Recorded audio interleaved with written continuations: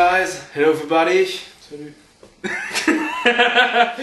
Hello guys, hello everybody. Salut tout le monde. Bienvenue dans la nouvelle émission Aftershock et cette fois-ci on va vous présenter Arrow.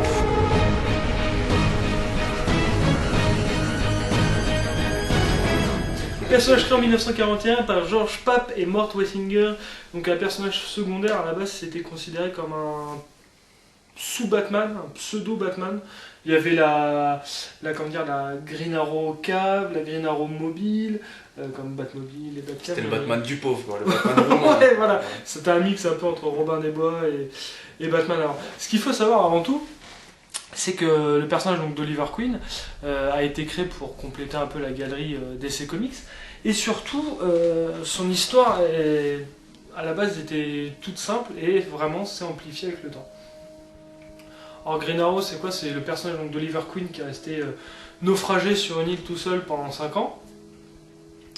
Il a appris à se défendre, à survivre et surtout il est devenu expert et a une dextérité hors du commun pour tirer à l'arc.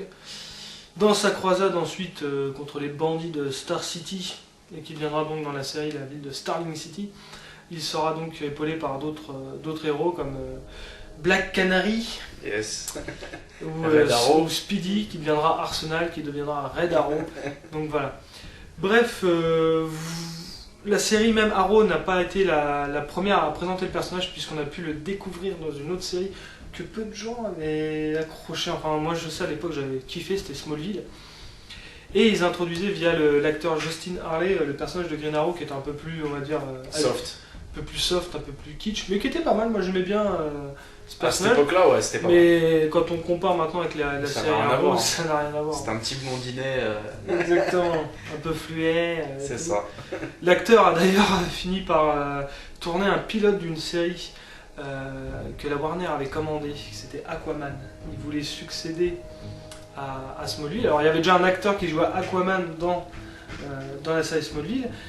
Du coup, ils ont pris l'acteur qui jouait Green Arrow dans Smallville pour jouer Aquaman.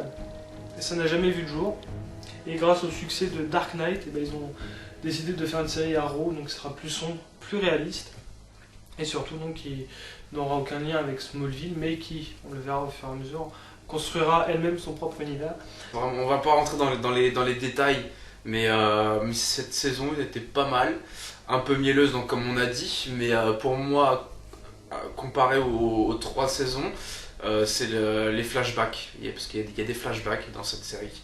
Et je trouve qu'ils prennent quand même une place assez importante. Parce que généralement, dans d'autres séries, il y a des petits flashbacks qui sont pas forcément très importants, mais ceux-là prennent une grande importance. Et en fait, sans rentrer trop dans le détail, les flashbacks sont la partie que j'ai préférée dans la saison 1. Ouais, c'est... Et plus la série avance, plus les flashbacks sont la partie que j'aime le moins, et l'histoire la partie que j'aime le plus. C'est ça, c'est un peu... Voilà. C'est vrai que dans la saison 3, les flashbacks sont pas inintéressants, mais déjà on sait comment ça va se dérouler. On sait très quoi. bien comment ça va se finir. C'est ça. Et donc, c'est vraiment... c'est placé à chaque fois au mauvais moment, en plein cœur de l'action, l'autre il se dit « Ah, je me souviens !» Donc le flashback, t'es là, tu fais merde, et là tu vois 2 Chinois qui courent « Ah, madame, mon fils !» Enfin, désolé pour... En même temps, il n'y a pas de Chinois qui nous regardent, qu'est-ce que c'est. Bref.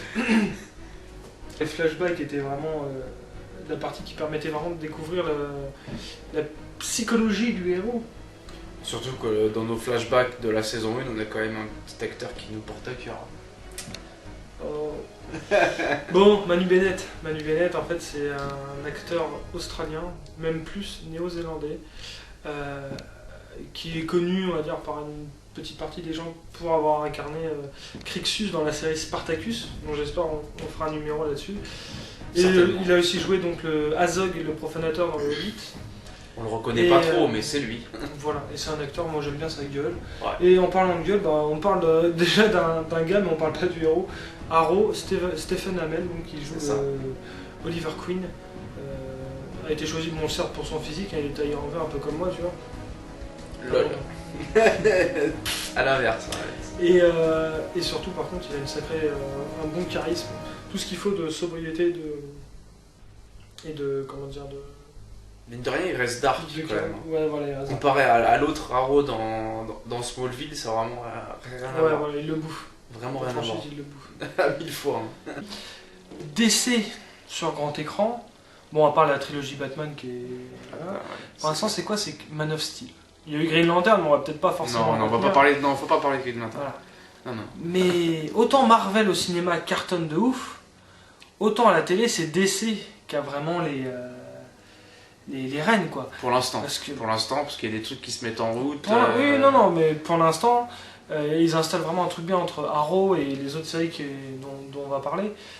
En face, il y a Agent du Shield qui ramène pas énormément non plus de Qui a téléspectateurs, pourtant mais bien démarré, mais bon. qui survit quand même.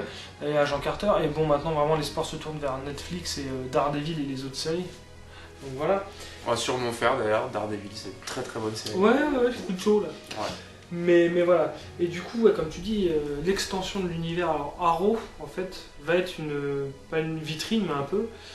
À travers Arrow, on va retrouver plein de personnages d'essai qui vont arriver. Dans la saison 1, il me semble, on a un ennemi de Batman qui s'appelle donc le Maître du Temps. C'est ça. Pendant un épisode, Mm. on va voir le fameux Deadshot, qu'on avait déjà aperçu dans les dessins animés, Qui est quand même un bon méchant de Voilà. Batman. Hein, c'est... qui sera et un interprété méchant par Will récurrent. Smith dans Suicide Squad. Suicide Squad. Donc voilà. Et là donc on a Deadshot, on va avoir Deathstroke, l'assassin. On va avoir donc le méchant, la némésis un peu de Green Arrow qui s'appelle donc Dark Arrow, l'archer noir. Et en fait tout ce petit monde, au fur et à mesure, la série va introduire d'autres personnes. On va en voir un qui va prendre de plus en plus de place, Hmm. de plus en plus de rapidité. De rapidité. Oui, bah, la saison 2 introduit Barry Allen, donc, qui sera amené à devenir Flash. Tout le monde le sait maintenant, donc il y a une série Flash qui est en cours, qui vient de se finir. Et, c'est génial. On en reparlera. Et, Ça termine par ça. et voilà, Arrow a servi à introduire donc, le personnage de Barry Allen. Donc. Il ne devient pas Flash dans Arrow, hein, il devient Flash dans sa propre série. Mais voilà, quand j'ai vu ça, moi, ça a été un truc, ça a ravivé un peu les flammes dans mon cœur de geek, de voir que... Mine de rien, c'est un boost pour la série, hein, de ramener des personnages Ouais, assez bah, sentimentaux totalement. de notre enfance, quand même. Totalement. Ça rebooste une série, ça c'est clair. La saison 2 renforcera un peu la personnalité en en iconisant le personnage de Arrow qui, au lieu de s'appeler le vigilant, c'était vraiment Le vigilante. le justicier, s'appellera désormais Arrow. Donc on a vraiment déjà l'apparition, vraiment l'iconisation même du personnage qui sera amené à être encore plus iconique dans la saison 3. Mais voilà, cette saison 2, en fait, c'est vraiment pour moi le centre de cette des 3 saisons, avec un gros méchant, donc Deathstroke, pourri de charisme et de... C'est un des meilleurs méchants de série télé que j'ai vu, sincèrement. C'est vrai qu'il était pas mal du tout. Le costume est bien, et contrairement à Smallville, encore une fois, où les combats étaient très courts, où les méchants introduits, à un moment ils introduisaient Doomsday, là, le grand méchant de Superman, le combat durait en tout et pour tout, pas 30 secondes. On sentait le budget Kinder, quoi. Personnage inédit, celui de Felicity Smoke. Qu'on voit déjà un peu dans la saison 1 quand même. Ouais, on voit dans la saison 1. On la voit. Et elle prend vraiment de l'envergure dans la saison 2. C'est un personnage vraiment, moi, que je trouvais très intéressant dans la saison 1. Avec des dialogues, mais très drôles. Elle avait un peu la touche humour qu'il fallait. Et là, dans la saison... C'est une petite geekette, mais sexy, quoi. On va pas se mentir. Hein. C'est un fantasme. C'est notre petit coup de cœur, quand même. On est. Je dis pas ça, je suis mec. Je suis maqué. Bon, bah, c'est notre petit coup de pas cœur. On assume. Et donc voilà. Mais donc le personnage de Felicity, c'est un peu c'est un peu la grosse bitch de la série, quoi, mine de rien. Tu parlais de la saison 2 qui avait un gros méchant d'essai, qui était Deathstroke, donc. Ouais. C'est encore pire dans la saison 3, clairement. C'est l'un des plus gros méchants, l'un des plus gros méchants de Batman. L'un des plus gros méchants de Batman. Alors, ils avaient teasé quand même pas mal là-dessus, dans les salons, dans les forums de comics et tout. Arrow n'a pas non plus un background de méchant super fourni, à part l'Archer Noir. C'est le seul qui vient à l'esprit, on va dire, des fans. Donc forcément, vu qu'il est de DC, autant grandir la fenêtre, comme on disait avant. Voilà. On va agrandir la palette de ils peuvent méchants. pas, en fait, la CW, donc qui distribue la série, peut pas piocher dans tout le catalogue parce que la Non. Warner ne toujours, veut pas forcément. Ils sont obligés de demander. Ils peuvent pas introduire Batman parce que la Warner, ils ont déjà un truc de prévu avec Batman. Ils peuvent pas prendre Superman parce que la Warner a déjà Man of Steel et tout. Faut savoir aussi qu'on disait que tout à l'heure qu'il y avait une sorte de cohésion entre les séries et les films, mais il y a aussi beaucoup de batailles. Comme tu viens d'en Ouais. parler, ils arrêtent pas de s'entrechoquer. C'est tout con, j'avais entendu une histoire comme quoi Arrow en lui-même aurait bien voulu faire partie Exact. des Et films moi DC. j'étais chaud. Ah ouais, moi aussi, mais malheureusement, j'ai l'impression que ça va pas se faire. Parce qu'ils auraient dû Parce que rattacher voilà, la c'est série pas- au film. C'est Et- pas possible. Flash.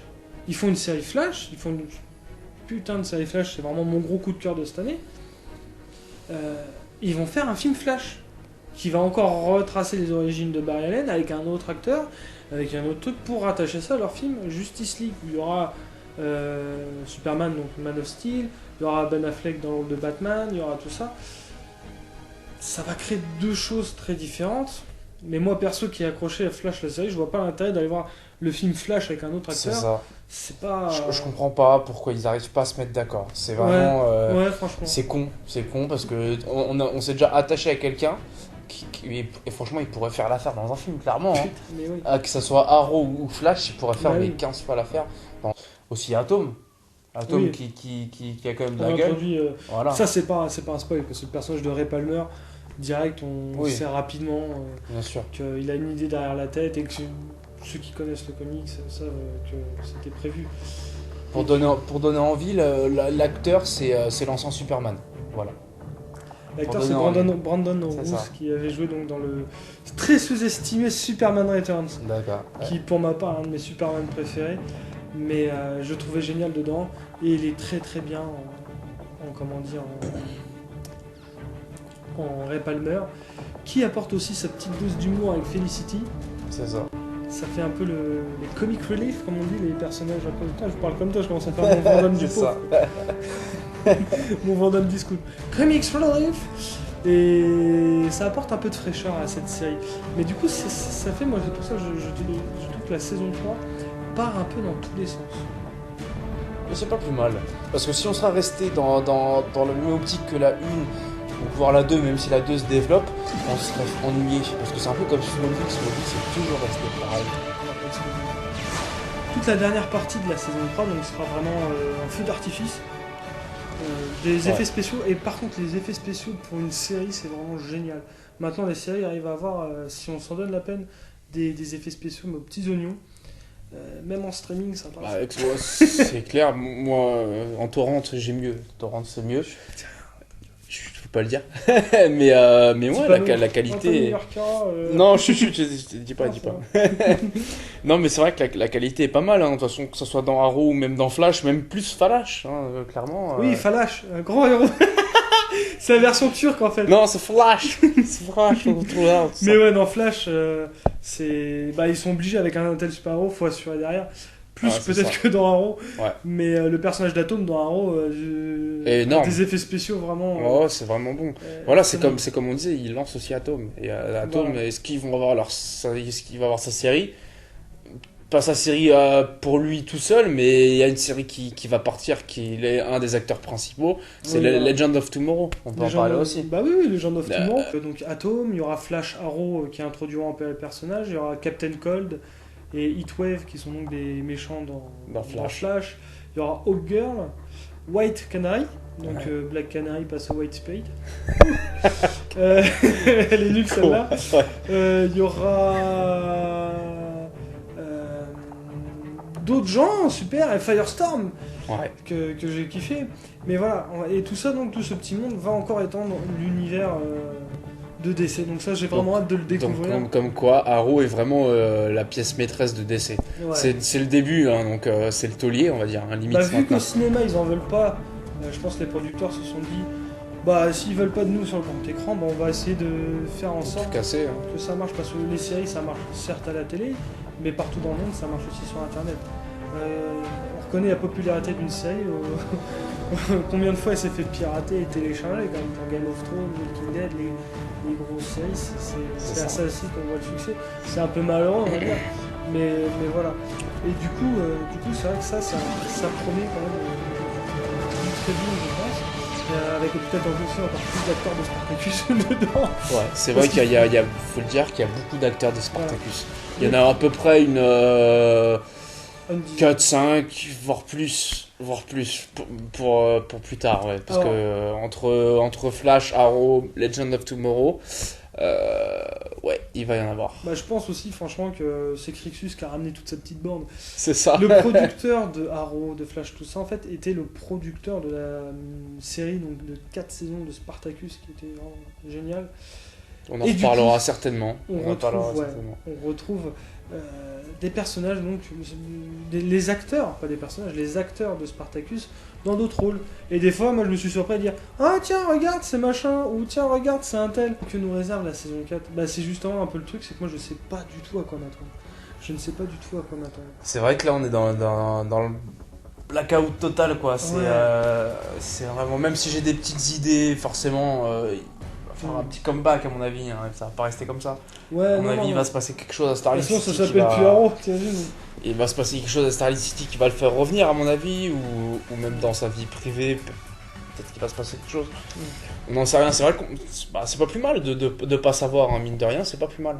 Ok. Bon, allez, c'est pas tout ça. J'ai une ville à sauver, moi. Lowell! Let's go, Arrow! C'est ruiné. Et sur ce, moi aussi je vais vous laisser et passer une agréable journée et à bientôt pour un nouvel épisode. Ciao.